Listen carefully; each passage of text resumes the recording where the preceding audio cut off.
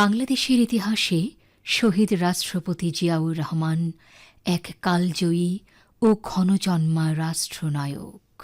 ১৯৭১ সালের মহান মুক্তিযুদ্ধে তিনি ছিলেন একজন সাহসী সেনা কর্মকর্তা।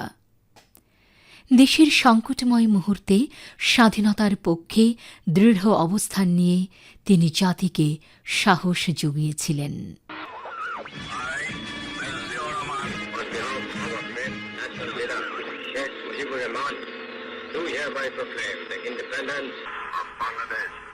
চট্টগ্রামের কালুরঘাট বেতার কেন্দ্র থেকে স্বাধীনতার ঘোষণা ইতিহাসের গুরুত্বপূর্ণ অংশ।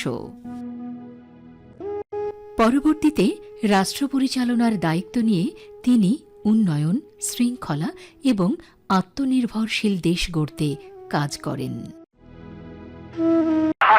স্বাধীন জনগণ কি চায়? তারা চায় বেঁচে থাকবার অধিকার। যে অধিকার আল্লাহ এই দেশের জনগণকে দিয়েছে, এই অধিকার কেউই কেড়ে নিতে পারবে না।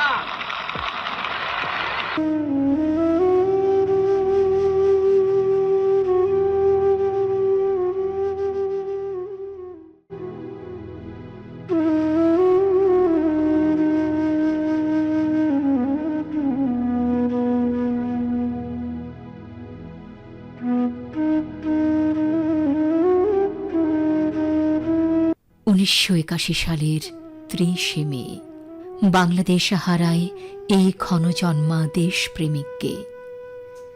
দিনটি জাতির জন্য আজও এক শোকের দিন।